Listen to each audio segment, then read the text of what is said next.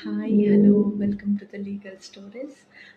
Day 7 of Legal Query is about మనకు check bounce కేసెస్లో notices వస్తుంటాయండి చాలామందికి. కానీ they will try to avoid it. కొందరు అవాయిడ్ చేస్తారు, కొందరు తీసుకొని కూడా they will not attend the court అనమాట.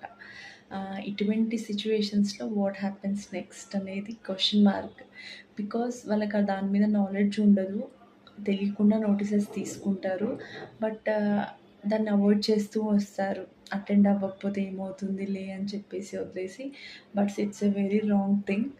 సో ఎప్పుడైనా సరే మీకు క్రిమినల్ కేసెస్లో అయినా ఎందులో నుంచైనా సరే నోటీస్ వస్తే ఎన్ఐ యాక్ట్ నుంచి చెక్ బౌన్స్ కేసెస్లో అయినా సరే డెఫినెట్గా మీరు నోటీస్ అనేది తీసుకున్నారు అనుకోండి, ఖచ్చితంగా ఫస్ట్ హియరింగ్‌కి మీరు ఆ సిట్యుయేషన్స్ అటెండ్ అవ్వలేకపోతే నెక్స్ట్ హియరింగ్‌కి, సెకండ్ హియరింగ్ కన్నా అటెండ్ అవ్వచ్చు. మీకు ఛాన్స్ ఉంటుంది.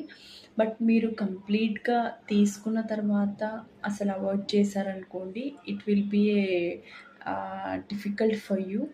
ఎందుకంటే అక్కడ మీకు ఏం చేస్తారు, కోర్ట్ నుంచి పోలీస్ స్టేషన్‌కి అప్రూవల్ ఇచ్చి మీ మీద వారెంట్ అనేది ఇష్యూ చేస్తారు, మీరు తీసుకొని కూడా రాకపోతే ఇన్ పర్సన్‌గా.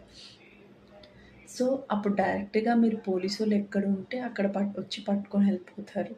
So please be, if you take the notice, try to come to the court. అంతే అండి. Thank you. ఒకవేళ మీరు అదే కోర్ట్ నోటీస్ తీసుకోకుండా అవాయిడ్ చేస్తూ వచ్చారనుకోండి, డెఫినెట్గా ఇప్పుడు కోర్ట్ ఏం చెప్తుందంటే, ఒకవేళ ఆ అడ్రస్లో లేరేమో డిఫరెంట్ అడ్రస్ ఫైండ్ చేయమంటుంది. ఆ అడ్రస్ ఫైండ్ చేసి అక్కడికి కూడా మళ్ళీ పంపించే ఛాన్సెస్ ఉన్నాయి. అట్లీస్ట్ ఓ 1 ఇయర్ అయినా సరే definitely they will find out you through a different procedure అది.